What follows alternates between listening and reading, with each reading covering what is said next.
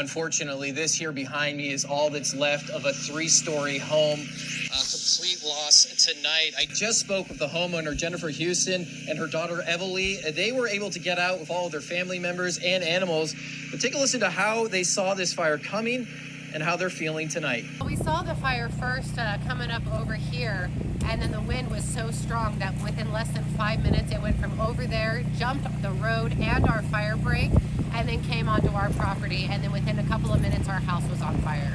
I look at every opportunity as something that's positive. You know, the world, it's not the things that happen to you that matter, it's how you let them affect you. And every wish that I make on birthday candles or shooting stars, I always wish that everything will happen the best way that it possibly can.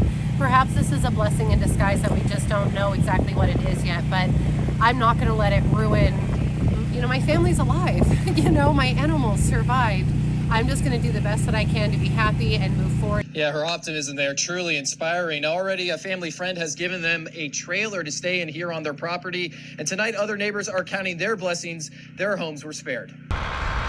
There's been some other fires around the area, but this is the first one that actually burned inside my property line. Around 2 o'clock this afternoon, Kip Watkins was working in Sacramento County when he got a call from a neighbor he had always feared. And I received the call that there was a fire near my house, so I rushed home. I have animals in the house, so I just wanted to make sure that they were safe. With wind gusts over 15 miles per hour, the Intanko Fire grew so fast in the remote dry grass fields it was burning in, CAL FIRE had to scramble to reach it.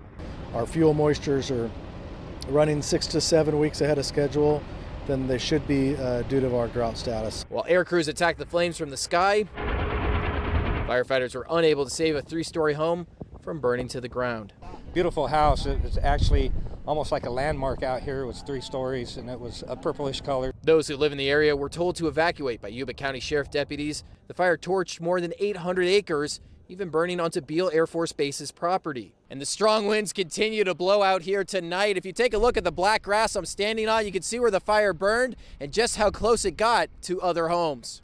Once Watkins had arrived, he was relieved to find his home still standing, thanks to the help from his neighbors. Luckily, I had some neighbors that came and grabbed my dogs, and then I had some other neighbors grab the water hose and try to keep the fire from reaching up. The neighbors around here really stepped up. He says he'll pay it forward to those neighbors across the street from him who were not so lucky.